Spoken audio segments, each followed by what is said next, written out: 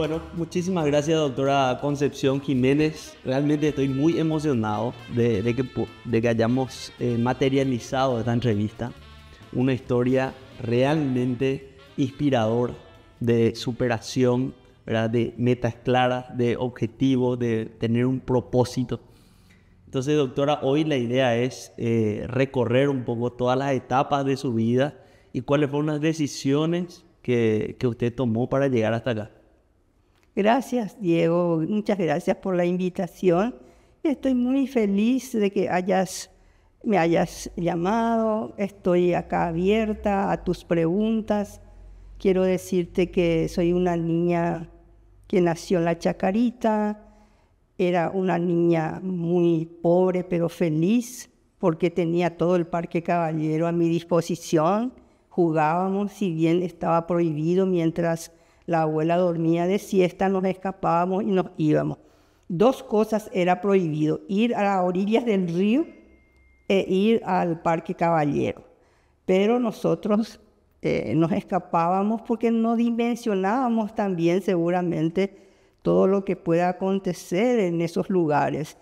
Pero a pesar de la extrema pobreza, yo fui feliz, soñadora. Me paseaba por frente a la Cruz Roja Paraguaya, veía gente de blanco y yo me veía ahí.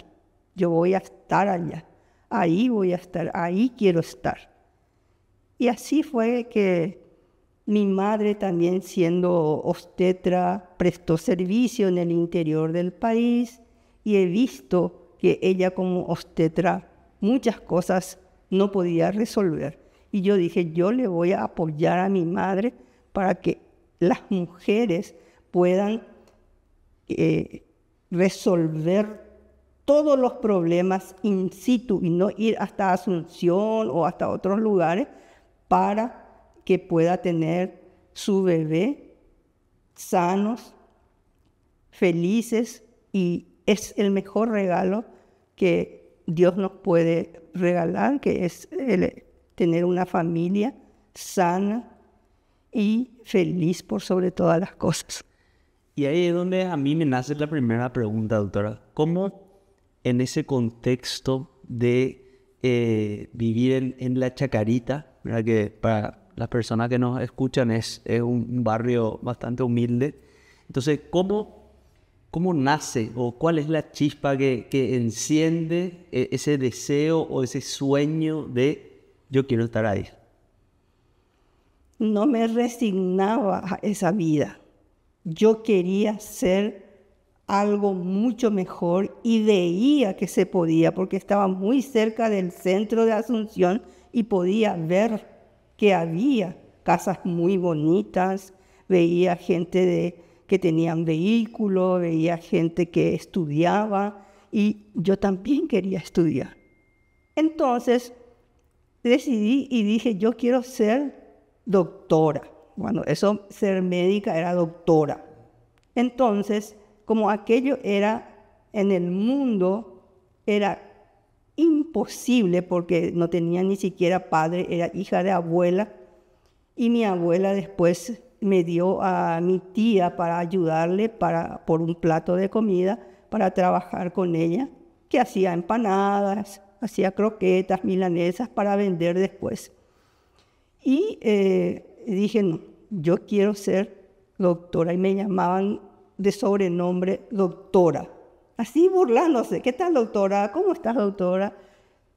Y eso me dio más impulso aún a llegar a ser doctora. ¿A qué edad se da esa transición de que te vas a vivir a lo de tu tía que hacía, bueno, comida y demás? ¿Cuántos años más o menos tenías?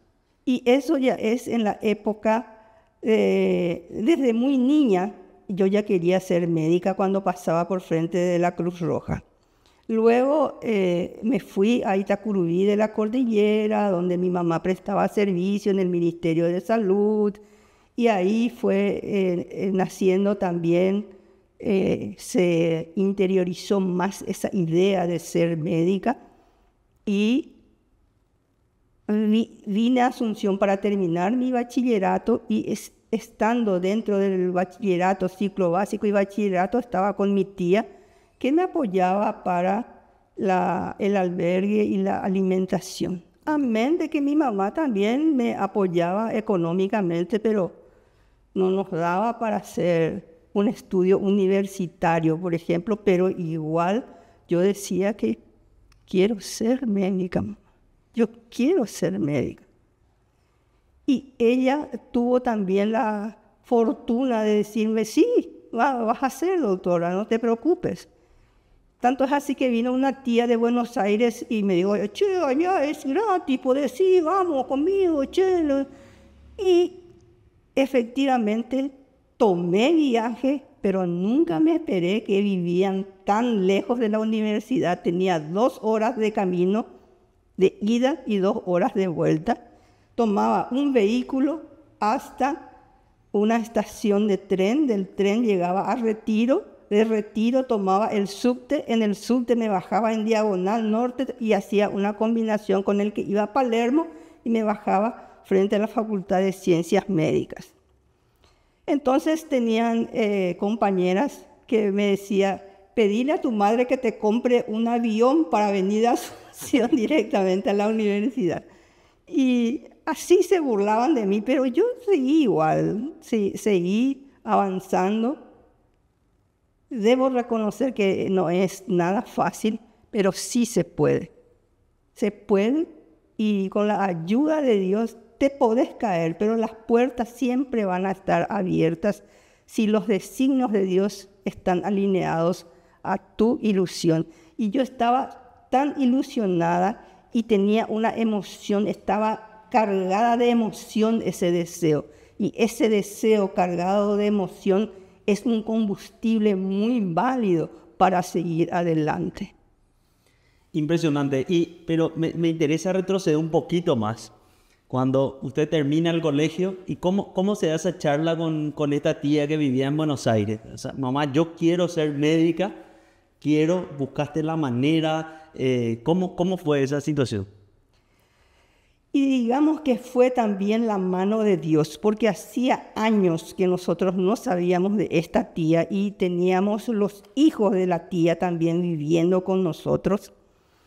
Y vino después de, no sé, 4 o 5 años de Buenos Aires y me dijo, sí, allá podés estudiar sin ningún problema. Esto, ¿usted tenía cuántos años? Y 17 años. Okay. Y estaba terminando el bachillerato.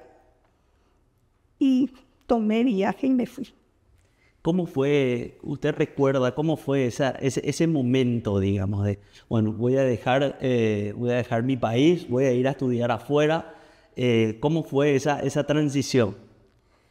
Y esa transición fue bien desafiante, pero mi abuela me ayudó muchísimo. Me dijo, yo me voy contigo. Jamás me abandonó. Ella me dijo, yo me voy contigo y no importa, voy a estar contigo.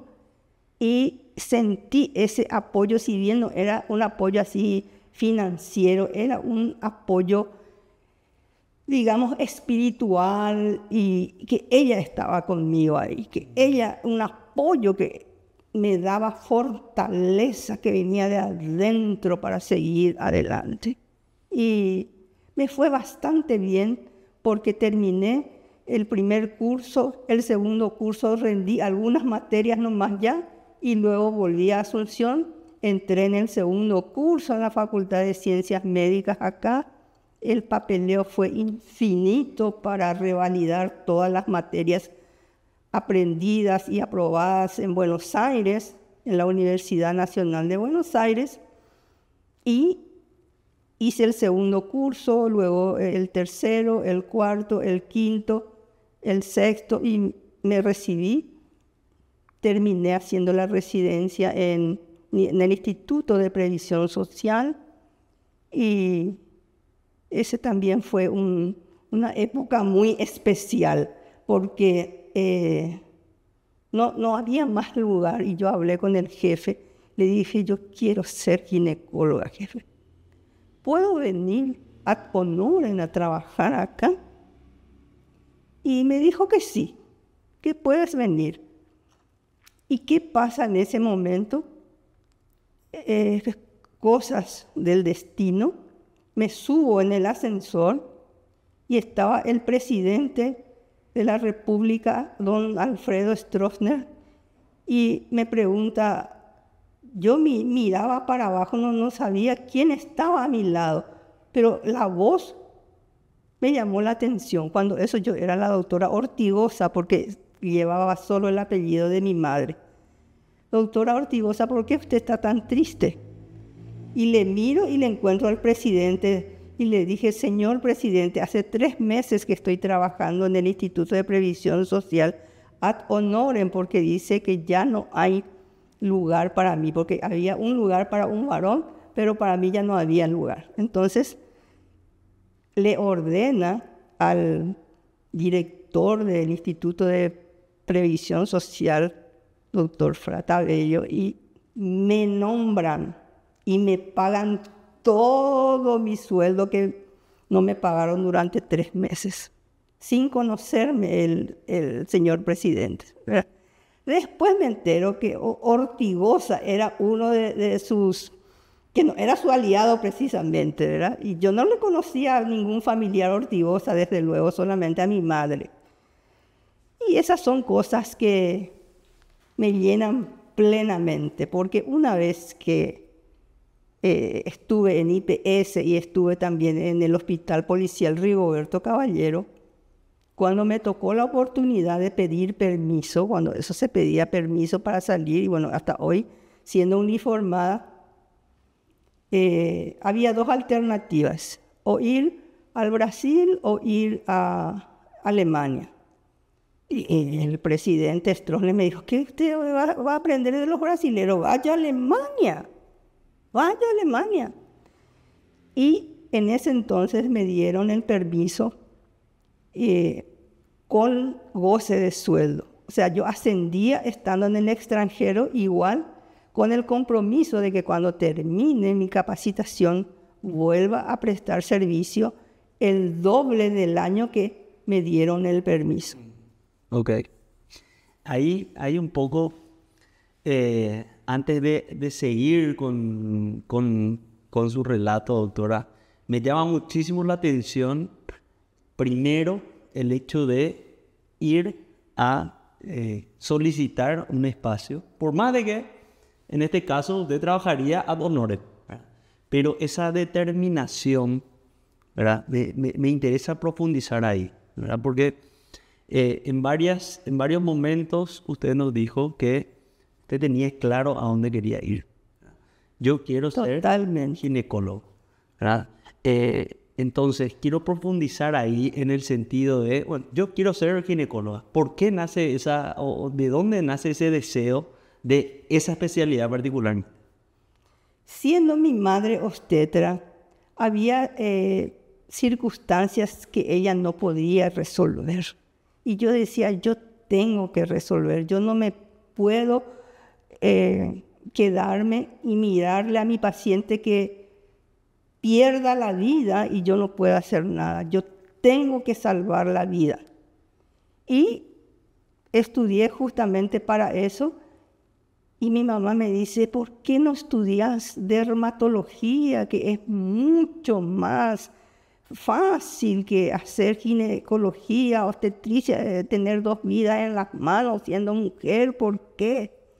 Y porque yo estoy comprometida con la salud de las mujeres desde muy pequeña, porque le vi a mi madre trabajar sola, sudar y preocuparse tanto por sus pacientes que salía a pedir auxilio a algún vehículo que pasaba para que le traslade a su paciente hacia un hospital de mayor complejidad. Y yo dije, yo voy a operar, yo voy a resolver el problema. Ok, entonces va hasta esta institución y le dice, yo quiero trabajar ad honorem, ¿verdad? Y eso me llama muchísimo la atención. Pasaron 3 meses y qué casualidad que cuántas posibilidades habían en ese momento de encontrarle al presidente de la República en un ascensor. Eso es una casualidad, pero remota. Yo nunca lo vi a él en persona, así cara a cara, y ni siquiera en el ascensor. Él es el que me habló porque tenía mi nombre por el pecho y me dice, doctora, ¿por qué está tan triste? Y le digo, señor presidente, hace 3 meses que estoy en esta institución prestando servicio ad honorem. Y me dijo, vamos a resolver esto. Y habló con el director del hospital Fratabello y estoy muy agradecida porque realmente fue de mucha ayuda eso. Impresionante. Luego surge la posibilidad de ir para el Brasil o Alemania. Sí. ¿Cómo es esa preparación previa? Digamos, porque para ir a estudiar a Alemania uno tiene que conocer el idioma. Previo a eso, ¿hubo algún estudio, hubo algo que usted hizo para la preparación o surgió esa posibilidad y en base a eso arrancó a estudiar alemán? Mi padre, que lo conocí ya después de ser médica, pero siempre estuvo a mi lado sin que yo lo sepa. La hermana de él se operó en ginecología, le operamos y bueno, ahí surgió de que mi papá quién era y hemos hablado, nos hemos reconciliado, nos hemos abrazado, nos hemos perdonado, hemos llorado juntos. Y fue una época muy diferente, era como si fuera que esa cáscara que yo tenía que me apretaba así, se rompió y empecé a volar. Y él me dijo, hay posibilidades de irte al Brasil o a Alemania. ¿Por qué Brasil? Porque ahí se fue mi novio. Okay. Y yo quería ir donde estaba él y él me dijo Alemania. Y obtuve la beca para irme a Alemania. Estudié alemán varias veces y dije, yo no voy a aprender este idioma, no voy a aprender. Sin embargo, me puse las pilas y aprendí. No bien, ¿verdad? Pero estando allá, tuve que pasar por muchas pruebas para pasar todos estos desafíos, porque hacía toda mi historia y después yo tenía que presentar la historia del paciente frente a todo y yo tenía un acento muy fuerte. Por ejemplo, buenos días, en vez de decir Guten Morgen, decía yo, y sin embargo, Guten Morgen, decían ella. Entonces, ahí viene la extranjera, ya se sabía. Guten Morgen, y después fui aprendiendo de a poco, porque hacía las historias, le daba a mi colega que estaba estudiando y le dice, ¿me puedes corregir, por favor, esta historia? Was? Das ist doch kein Deutsch, esto es Spanish, esto no es alemán, esto es español, me decía él, porque yo ponía apendicectomía y era apendectomía nomás tenía que poner. En vez de poner amigdalectomía, tenía que poner tonsilectomía y muchas cosas. Y después de los términos que yo no le podía preguntar a nadie, pero mis ojos estaban así de grandes para poder entender, porque yo el alemán fui a la universidad, allá me dieron permiso para ir a la universidad para aprender, pero había términos médicos que, por ejemplo, decía placenta. Ellos entendían lo que era placenta, pero con mi usuaria no entendía ellos lo que era placenta. Esto es la placenta, no. Tenía que decirle, esto es Mutterkuchen. Torta de la madre es la traducción literal, pero tenía que hablarle de Mutterkuchen. Fruchtwasser, no podía decirle líquido amniótico, porque no entendía. Y así había muchas cosas. Si hizo pipí, popó, no podía. Y después aprendí. Hizo haben Sie schon Stuhlgang gehabt? Ya se sentó sobre la silla, le pregunta. Había sido ese cuando hace grande. Ajá. Y si hace chico, si ya dejó fluir el agua, por ejemplo. Y eso me costó muchísimo, Diego, no sabes, para aprender esos términos médicos. Y no solamente médicos, sino el lenguaje que era para los usuarios y usuarias, ¿verdad? Que tiene que ser algo que comprenda. Claro. Ahí, doctora, un poco no me quiero adelantar. Entonces sale la beca para Alemania. Usted se va a Frankfurt, me había dicho Sí. fuera de micrófono. ¿Qué es lo que usted siente? Porque me comentaba hace un rato que usted le decía cuando era niña a su madre, yo me voy a especializar en Europa. ¿Cuál es el sentimiento? O sea, ¿cómo es lo que soñaba esa niña que vivía en la Chacarita, viendo, mediante el esfuerzo, mediante la educación, mediante tener metas claras, que eso se iba cumpliendo? Inclusive no puedo expresar en palabras la emoción que sentí. Era un pinín que me agarraba de punta a punta, porque Frankfurt es una ciudad. Y yo con mi alemán, creyendo que ya hablaba alemán, en el altavoz, y yo estaba perdida. Y a pesar de eso, sentía una emoción tan grande y le daba gracias, Señor, porque me trajiste hasta esta ciudad tan hermosa. No importa lo que suceda, fue muy difícil aprender totalmente el idioma y hasta hoy sigo aprendiendo, desde luego. Pero fue una emoción demasiado grande. Me esperaron allá, me llevaron hasta Hamburgo y allá estuve en un hospital escuela, Eppendorf. Universität Eppendorf Krankenhaus, y estuve rodeada de cerebros y cerebros y maquinarias y maquinarias, ¿verdad? Pero hay cosas que ellos no tenían, ese calor humano, friccionarle un poquito a las personas que estaban en trabajo de parto, eso era algo diferente para ellos. Sin embargo, lo hacía yo con mucho cariño, como mujer. Y sin embargo, ellos tenían un aparato que veían exactamente que estaba todo bien. Que un monitor en donde estaban toditos numerados las pacientes en trabajo de parto y le podías controlar desde tu habitación sin tocarle a tu paciente. Y yo, para aprender el idioma, me iba y conversaba con ellos, ¿verdad? Y veía y preguntaba y bueno, así fue que aprendí las cosas de, se dice Umgangssprache, lo que el pueblo habla. Eso es lo que yo quería aprender, ¿verdad? Por ejemplo, Femur, el Femur, ellos entienden eso. Oberschenkel, en el lenguaje habitual de la gente. Entonces tenía que aprender las dos cosas. Y fue un desafío, pero brillante. Para mí fue una experiencia maravillosa.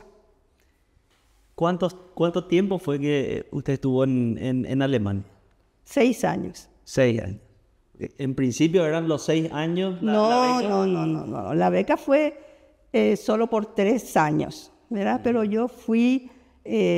por mi buen comportamiento me aumentaron a 1 año más y después comencé a trabajar con ellos, a hacer reemplazos y así obtuve también más para seguir estando en Alemania. Ese es un factor común que veo de todas las personas a las que estoy entrevistando, ¿verdad? Que son personas que siempre dieron la milla extra, ¿verdad?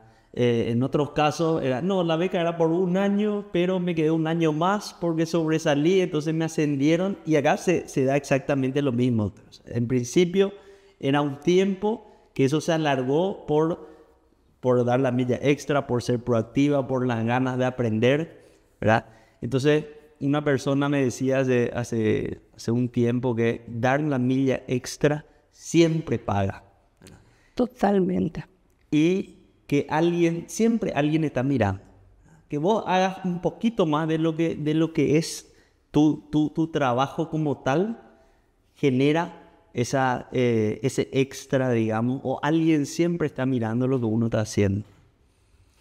Entonces, al final fueron 6 años en Alemania con el desafío del idioma, ¿verdad? Con el choque cultural también. Totalmente. Porque usted vivía en la universidad, o ¿cómo era esa vida? O sea, ¿cómo era un día de la doctora Concepción yendo al súper, yendo al hospital, luego? Yo tenía un pequeño departamento, pero vivía prácticamente en el hospital porque ahí desayunaba, almorzaba, cenaba y después me iba a casa, ¿verdad? Y yo nunca tuve bicicleta en mi vida y encontré una bicicleta en la calle y empecé a aprender ahí nomás a andar, ¿verdad? Y venía yo del hospital hacia mi departamento y vos sabés que me ataja la policía. Bájese, bájese. Y le digo yo, ¿qué pasa? ¿Qué hice, hermano? Prenda la luz, había sido que tenía que prender la luz de la bici. Claro. Y no tiene luz, le digo yo, en mi país, acá no hay luz en la bicicleta, no tengo. Bájese y lleve su bicicleta a su lado. Y me miró hasta que yo desaparezca con mi bicicleta a mi lado y después cuando miré me subió otra vez mi bicicleta y me fui. Pero para mí fue algo muy novedoso que me haya bajado el policía, me atajó y me dijo, prenda su luz. Y era de día, porque allá el verano, junio, agosto, las 10 de la noche y el sol está todavía arriba. Pero tenías que prender la luz a partir de las 6 de la tarde, ponerle, ¿verdad? Y mi bicicleta seguramente era por eso que se tiró, porque no tenía luz. Claro. Y bueno, pero a mí era una bicicleta maravillosa y aprendí a andar en bicicleta y la gente respeta mucho a la gente que va en bicicleta. Entonces, fueron 6 años en Alemania. También nos comentaba que en su estadía ahí recorrió mucho Europa, digamos, en modo de turismo, ¿verdad? Y un hecho particular que sucedió en la Torre Eiffel en Francia. Oh, yo le decía a mi amiga que me estaba llevando hacia la Torre Eiffel, yo quiero ver la torre nomás, yo ya no quiero saber más nada porque caminábamos y nunca llegamos. Y de repente nos dimos la vuelta y le encontramos a la torre enfrente y empecé a llorar. Y porque ella no me decía, ya estamos por llegar, yo estaba muy deseosa de ver y 20, 50 fotos me saqué arriba, me subí arriba, bajé al costado. Te digo, fue algo muy emocionante, que se queda eso en mi corazón, se queda en la retina, se queda para siempre. Esos momentos muy emotivos para mí, para mí era algo grande. Y le envié a mamá una postal de ahí y empezó a llorar. Ella siempre me dijo que me iba a mandar una postal de la Torre Eiffel y acá cumplió mi hija. Y salió por la calle a mostrarle a la gente que su hija está en París. Fue precioso. Realmente pasé momentos muy maravillosos que hasta hoy recuerdo. Pasar un año nuevo en Suiza, por ejemplo, entre la nieve. Y dentro de lo diferente que es algo hermoso también la Navidad de ellos, ¿verdad? Y en uno de esos entra una paraguaya con su guitarra y su hijo tocando el arpa. ¿Y quién era? Una chacariteña, que me conocía, por supuesto. Empezamos ahí a cantar, a pasar una noche memorable, porque cantar en guaraní en Suiza fue algo extraordinario. Yo no tengo nada de cantante, pero tatarear podía, pero igual me salía y le seguía a ella.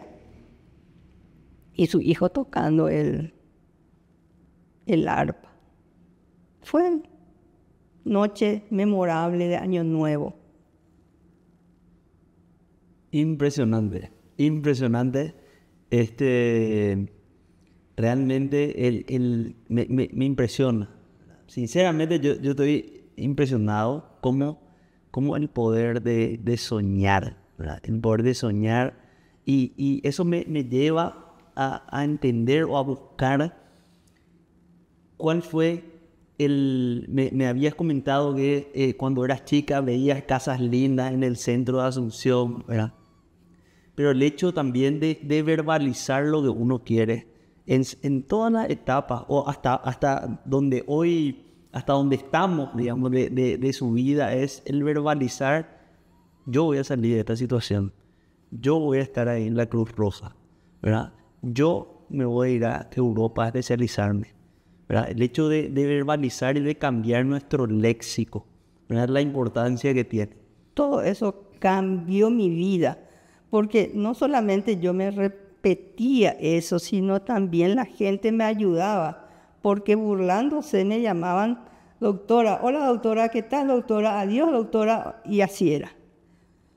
Pero no hacía mellas en mi espíritu, eso me daba mucho más fortaleza, me daba más impulso y me daba más emoción.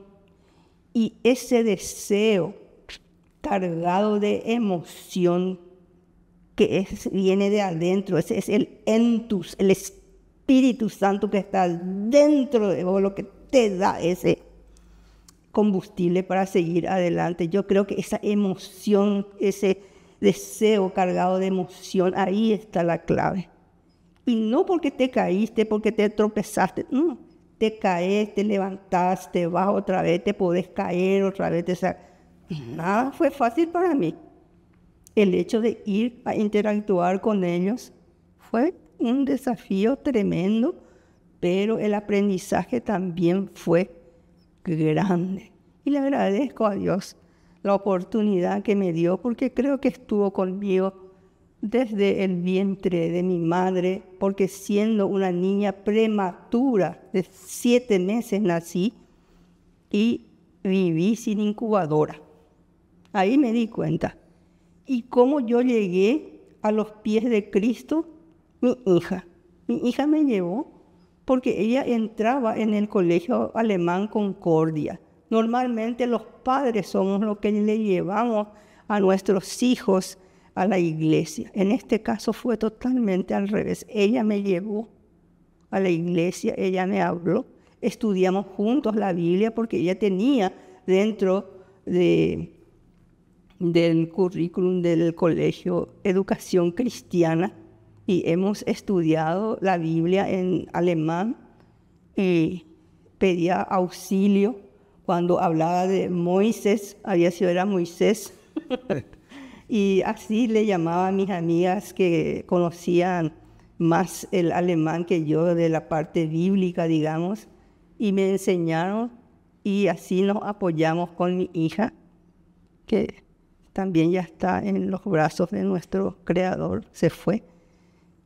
Y le agradezco mucho a ella, tuve muchos aprendizajes, 26 años de aprendizaje con ella y una experiencia tan grande de tenerle en la panza. Me emocioné igual que otra mamá también cuando me mostraron su latido en la ecografía, el parto y todo. Eso fue maravilloso. Y mi vida sigue siempre siendo el servicio, sobre todo a las mujeres, porque creo firmemente que la información es poder. Y ellos, cuando vienen a mi consultorio, no solamente reciben atención médica, sino en general. Ellos me cuentan de repente algunas cuestiones que yo les puedo ayudar y está a mi alcance, les cuento sus derechos y eso le da mucho poder a la mujer. ¿Por qué? Porque la mujer tiene menos posibilidad de acceder a la información. Entonces nosotras que tuvimos el privilegio de tener ese acceso a esa información, tenemos que bajar eso en cascada hasta el último para que esto podamos cambiar definitivamente. Porque el hecho de ser pobre no quiere decir que tengamos que morir pobres. Nosotros podemos salir de esto y ser mucho más que eso. Tenemos la posibilidad de progresar física, mental y espiritualmente. Y estoy segura que muchas mujeres pueden llegar a ocupar altos cargos. Y el día que una mujer sea presidente de la República del Paraguay, va a cambiar mucho nuestro país. Categórico, definitivamente, doctora. Y realmente es una historia muy inspiradora. Vuelvo a repetir, ¿verdad? Porque en condiciones normales, una persona que nace en la Chacarita con muchos sueños, ¿verdad? ¿Qué posibilidades hay que pueda ir becada a Alemania, hablar el alemán, trabajar con ellos de igual a igual? Y te respetan cuando le hablas en el mismo idioma y en conocimiento y todo eso. Y me dio mucha satisfacción eso, Diego, porque mi padre, que ya está también con el Señor, me apoyó muchísimo en ese sentido para irme a Alemania.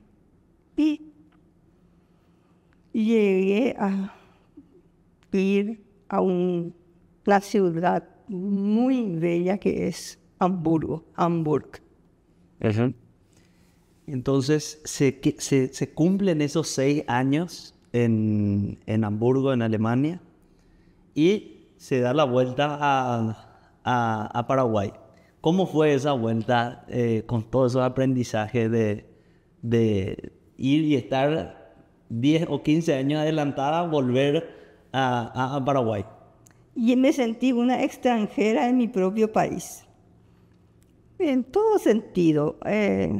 La modista te dice, bueno, tu vestido va a estar para mañana a las 10 de la mañana y te va a las 10 de la mañana y te dice, ay, doctora, me dolía tanto la cabeza que no pude terminar. Eso no existe en Alemania. Te tiene que pagar una indemnización por no cumplir con su palabra, ¿verdad? Entonces yo sufrí mucho la readaptación, digamos. Por ejemplo, poner un ejemplo, vamos a operar a las 7 de la mañana. A las 6 yo ya estoy ahí, ya estoy preparando todo. A las 7 baja mi paciente, nadie viene.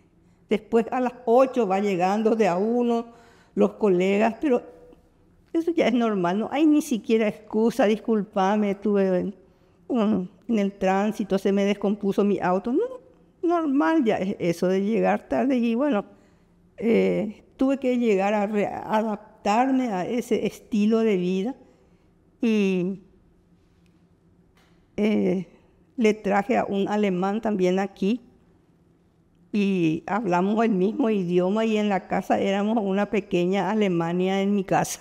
Okay. Se hablaba alemán en casa, con mi hija yo hablaba en guaraní y en español, pero con su papá solamente hablaba en alemán. Y, en fin, fue una experiencia extraordinaria, Diego. Y tengo que repetir, la información es poder. La mujer se tiene que informar, cada vez más se tiene que involucrar, porque nadie va a venir en tu casa a aplaudir y a ofrecerte un trabajo o algún emprendimiento. No, eso tiene que nacer de tu alma, de tu mente, de tu espíritu tiene que nacer. Y para eso tenemos que prepararnos y con la ayuda de Dios se te va a abrir las puertas, se abren las puertas. No vaya a esperar que Dios te hable, no. Cuando vos te vas por el camino correcto, se va abriendo las puertas. De repente encontrás un obstáculo, desvías, te vas por otro camino, ese es el camino, te vas otra vez. Y continúas hasta llegar a la meta, porque tu meta es terminar tu carrera universitaria, hacer tu posgrado en Europa, ser madre, ser ama de casa, ser administradora del hogar, ser la cocinera, ser todo. Y eso es todo un desafío, pero sí se puede. Definitivamente. Y veo, doctora, una condecoración de la Policía Nacional. Gracias, Diego. Esto me llegó en un momento muy especial en mi vida. El Círculo de Oficiales Retirados, juntamente con el Comando Institucional, el comandante de la Policía y el Ministro del Interior, me honraron con esta distinción el 30 de agosto por ser el Día de la Policía, por los servicios prestados a la sanidad policial, porque llegué a tener un impacto positivo en mi labor durante todo ese tiempo de servicio a la Policía Nacional. Pasé la prueba de Curuguatí, en donde muchos policías fallecieron, 6, y los que llegaron malheridos, todos vivieron y todos se le hicieron reconstrucciones maravillosas con la ayuda de otros y otros colegas. Y tuve un equipo fantástico que estuvo a mi lado, que hicimos maravillas en el hospital de policía. Y estoy muy feliz por esta condecoración. Le agradezco a Dios por darme esta oportunidad, porque era en un momento también triste de mi vida. Y me regalaron, y le dije yo a una persona que también fue distinguida, que era como una vitamina endovenoso recibir una condecoración así después de 32 años de servicio a la Policía Nacional. Y vengo de una familia policial porque mi padre llegó a ser comisario general, él se fue a Alemania también becado, mi tío también, el hermano de él, comisario principal retirado actualmente, presidente del Círculo de Oficiales Retirados. Tengo un primo también que es comisario principal, que está también con mi tío trabajando. El comisario principal retirado, Ángel Fretes, vengo de una familia policial y por eso amo a la familia policial y estoy siempre abierta acá a la gente que necesite. Estoy prestando todavía servicio en el Hospital Distrital de Villeta. Son 12 horas semanales que estoy ahí y con gusto le estoy recibiendo a toda la gente que llegan hasta mi consultorio, Diego. Doctora, y si hoy usted le encuentra a Concepción de 6 o 7 años, ¿qué le diría? Estoy lavando con alambrillo y estoy lavando platos y estoy lavando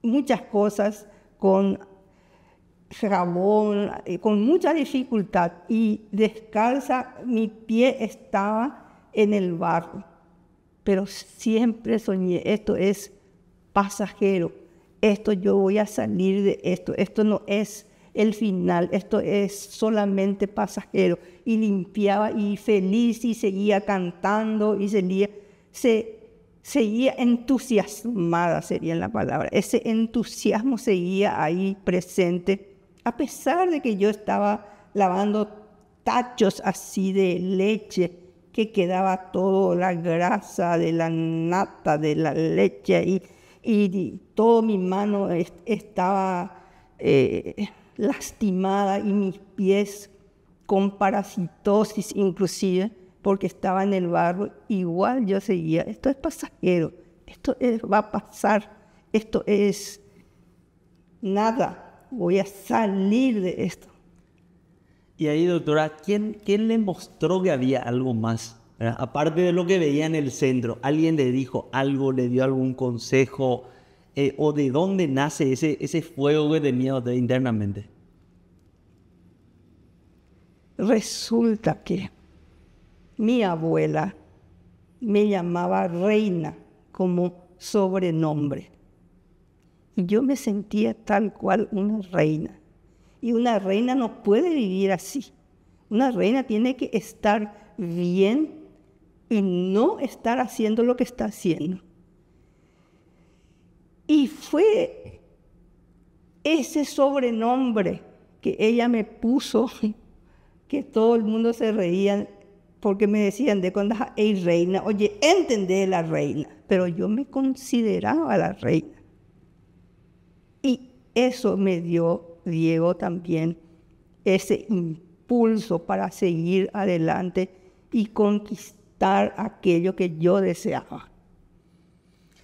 Justo leían hace poco un artículo que dice que si uno le dice a un niño que es un campeón, él lo va a creer. Si uno le dice a un niño que es un inútil, él también lo va a creer.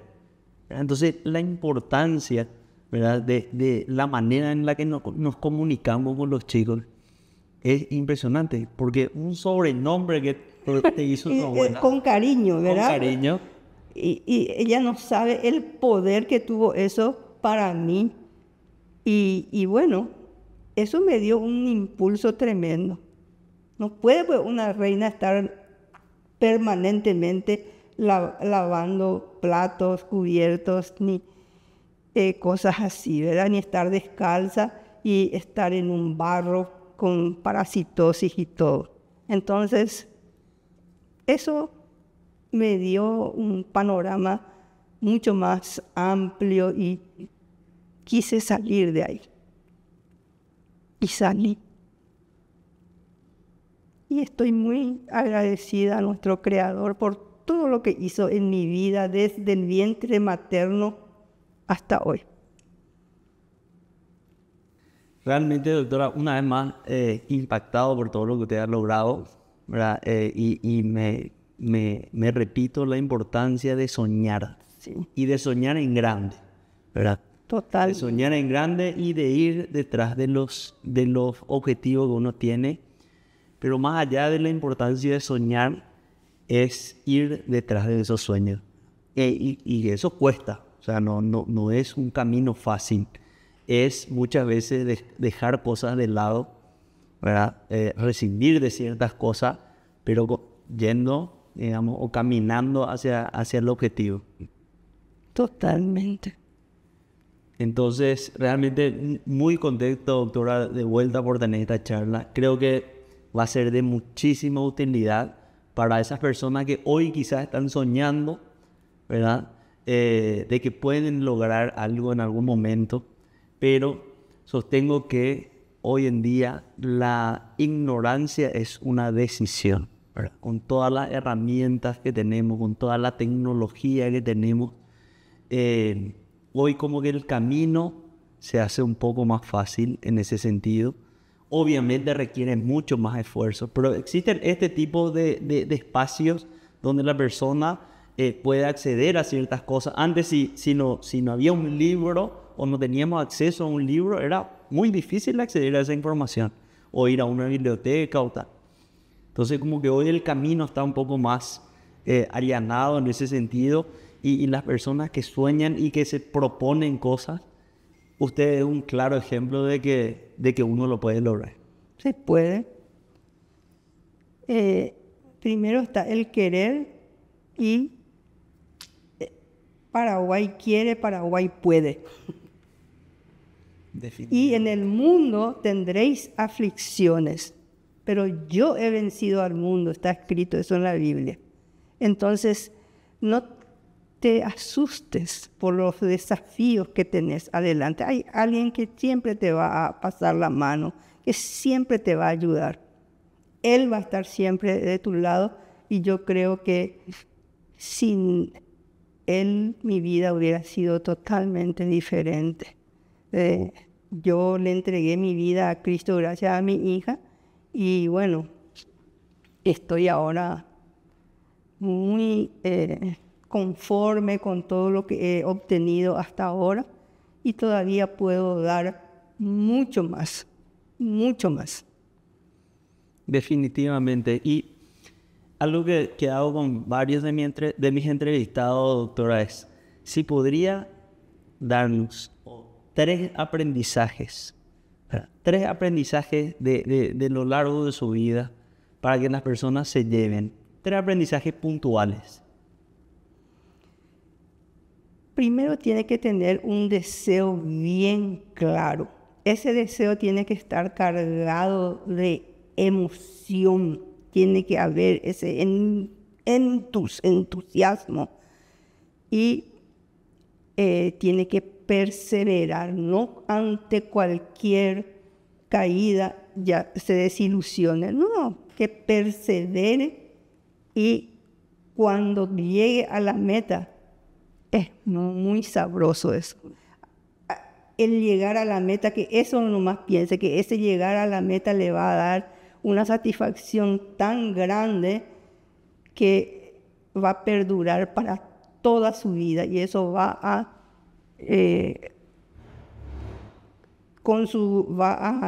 pasarle a sus hijos, a sus nietos y a sus bisnietas y bisnietos y a todo, cómo ella llegó a través de ese aprendizaje que nunca va a ser demasiado fácil, sobre todo para nosotros que venimos de un estatus social muy por debajo de lo normal, porque mi casa era de paja, a orillas del río Paraguay, cuando subía al río, pero tenía el Parque Caballero a mi disposición. Tenía una calle grande que era el calle Guazú, donde jugábamos. Y bueno, ser pobre no quiere decir ser infeliz, porque yo fui muy feliz durante mi niñez, y hasta ahora estoy disfrutando todos mis logros. Gracias, Diego, por invitarme. Muchísimas gracias por su tiempo, doctora, una vez más. Así que realmente muy contento de que esta entrevista la hayamos materializado. Con gusto.